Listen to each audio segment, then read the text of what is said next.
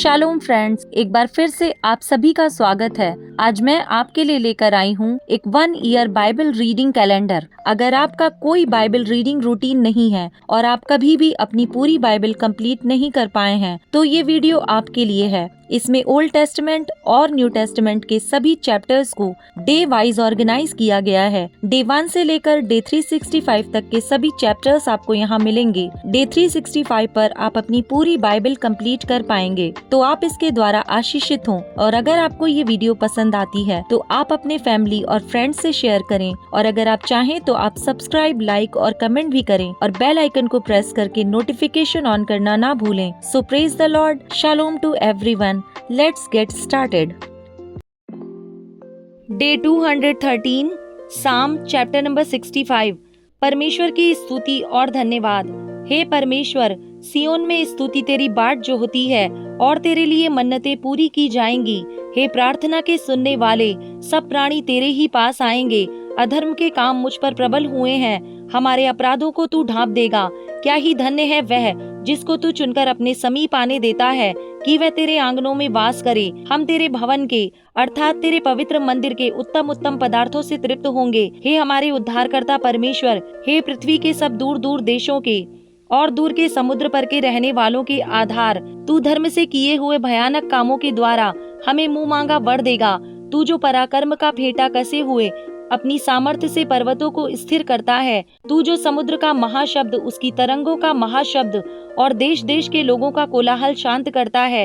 इसलिए दूर दूर देशों के रहने वाले तेरे चिन्ह देखकर डर गए हैं। तू उदयाचल और अस्ताचल दोनों से जय जयकार कराता है। तू भूमि की सुधि लेकर उसको सींचता है, तू उसको बहुत फलदायक करता है। परमेश्वर की नदी जल से भरी रहती है। तू पृथ्वी को तैयार करके मनुष्यों के लिए अन्न को तैयार करता है। तू रेघारियों को भली भांति सींचता है और उनके बीच की मिट्टी को बैठाता है। तू भूमि को मेह से नरम करता है और उसकी उपज पर आशीष देता है। अपनी भलाई से भरे हुए वर्ष पर तूने मानो मुकुट रख दिया है। तेरे मार्गों में उत्तम उत्तम पदार्थ पाए जाते हैं।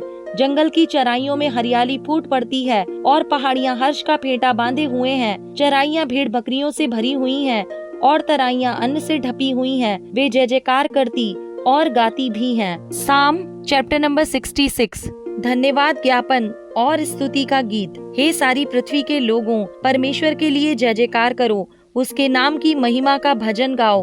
उसकी स्तुति करते हुए उसकी महिमा करो। परमेश्वर से कहो, तेरे काम क्या ही भयानक हैं। तेरी महासामर्थ्य के कारण तेरे शत्रु तेरी चापलूसी करेंगे। सारी पृथ्वी के लोग तुझे दंडवत करेंगे और तेरा भजन गाएंगे। वे तेरे नाम का भजन गाएंगे। आओ परमेश्वर के कामों को देखो। वह अपने कार्यों के कारण मनुष्यों को भय योग्य देख पड़ता है। उसने समुद्र को सूखी भूमि कर डाला। वे महानद में से पांव पांव पार उतरे। वहां हम उसके कारण आनंदित हुए, जो अपने पराक्रम से सर्वदा प्रभुता करता है और अपनी आंखों से जाति जाति को ताकता है। हठीले अपने सिर ना उठाएं। हे देश देश के लोगों, हमारे परमेश्वर को धन्य कहो और उसकी स्तुति में राग उठाओ, जो हमको जीवित रखता है और हमारे पाँव को टलने नहीं देता। क्योंकि हे परमेश्वर, तूने हमको जांचा। तूने हमें चांदी के समान ताया था। तूने हमको जाल में फंसाया और हमारी कटी पर भारी बोझ बांधा था। तूने घुड़चड़ों को हमारे सिरों के ऊपर से चलाया। हम आग और जल से होकर गए, परंतु तूने हमको उबार के सुख से भर दिया है। मैं होम बलि लेकर तेरे भवन में आऊंगा। मैं उन मन्नतों को तेरे लिए पूरी करूंगा जो मैंने मुंह खोलकर मानी और संकट के समय कही थी। मैं तुझे मोटे पशुओं की होम बलि, मेढ़ों की चर्बी की धूप समेत चढ़ाऊंगा। मैं बकरों समेत बैल चढ़ाऊंगा। हे परमेश्वर के सब डरवैयों, आकर सुनो। मैं बताऊंगा कि उसने मेरे लिए क्या क्या किया है। मैंने उसको पुकारा और उसी का गुणानुवाद मुझसे हुआ। यदि मैं मन में अनर्थ बात सोचता तो प्रभु मेरी ना सुनता, परंतु परमेश्वर ने तो सुना है। उसने मेरी प्रार्थना की ओर ध्यान दिया है। धन्य है परमेश्वर, जिसने ना तो मेरी प्रार्थना अनसुनी की और न मुझसे अपनी करुणा दूर कर दी है। साम चैप्टर नंबर 67, धन्यवाद का गीत। परमेश्वर हम पर अनुग्रह करे और हमें आशीष दे।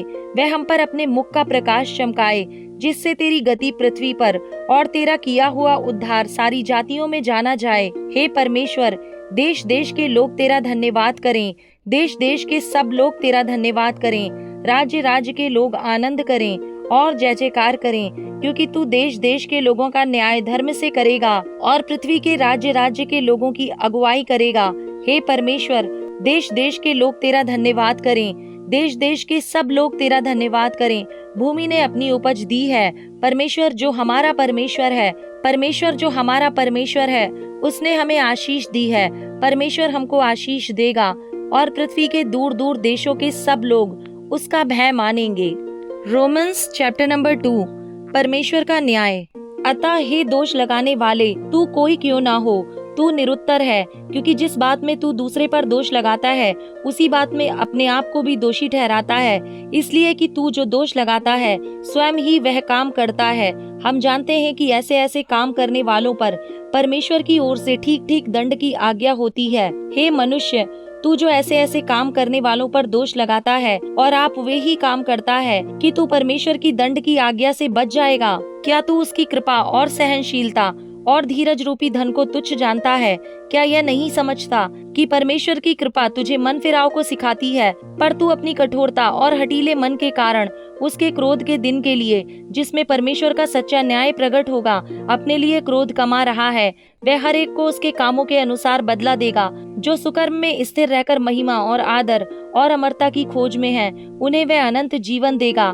पर जो विवादी हैं और सत्य को नहीं मानते वरन अधर्म को मानते हैं, उन पर क्रोध और कोप पड़ेगा और क्लेश और संकट हर एक मनुष्य के प्राण पर जो बुरा करता है आएगा, पहले यहूदी पर फिर यूनानी पर।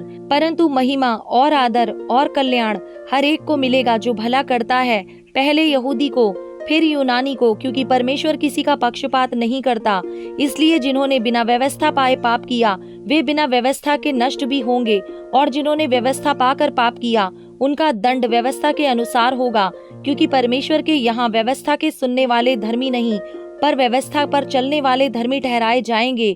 फिर जब अन्य जाति लोग जिनके पास व्यवस्था नहीं स्वभाव ही से व्यवस्था की बातों पर चलते हैं, तो व्यवस्था उनके पास न होने पर भी वे अपने लिए आप ही व्यवस्था हैं। वे व्यवस्था की बातें अपने अपने हृदयों में लिखी हुई दिखाते हैं, और उनके विवेक भी गवाही देते हैं, और उनके विचार परस्पर दोष लगाते या उन्हें निर्दोष ठहराते हैं। जिस दिन परमेश्वर मेरे सुसमाचार के अनुसार यीशु मसीह के द्वारा मनुष्यों की गुप्त बातों का न्याय करेगा। यहूदी और व्यवस्था। यदि तू यहूदी कहलाता है और व्यवस्था पर भरोसा रखता है और परमेश्वर के विषय में घमंड करता है और उसकी इच्छा जानता और व्यवस्था की शिक्षा पाकर उत्तम उत्तम बातों को प्रिय जानता है और अपने पर भरोसा रखता है कि मैं अंधों का अगुआ और अंधकार में पड़े हुओं की ज्योति और बुद्धिहीनों का सिखाने वाला और बालकों का उपदेशक हूँ और ज्ञान और सत्य का नमूना जो व्यवस्था में है मुझे मिला है। अतः क्या तू जो दूसरों को सिखाता है अपने आप को नहीं सिखाता? क्या तू जो चोरी ना करने का उपदेश देता है आप ही चोरी करता है? तू जो कहता है व्यभिचार ना करना, क्या आप भी व्यभिचार करता है?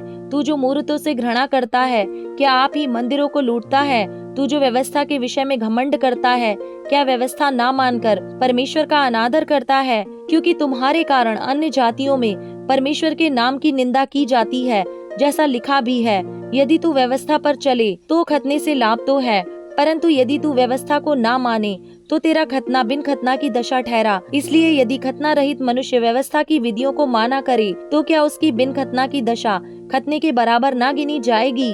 और जो मनुष्य शारीरिक रूप से बिन खतना रहा, यदि वह व्यवस्था को पूरा करे, तो क्या तुझे जो लेख पाने और खतना किए जाने पर भी व्यवस्था को माना नहीं करता है, दोषी ना ठहराएगा? क्योंकि यहूदी वह नहीं जो प्रगट में यहूदी है, और न वह खतना है जो प्रगट में है और देह में है, पर यहूदी वही है जो मन में है, और खतना वही है जो हृदय का और आत्मा में है। ऐसे की प्रशंसा मनुष्यों की ओर से नहीं परंतु परमेश्वर की ओर से होती है।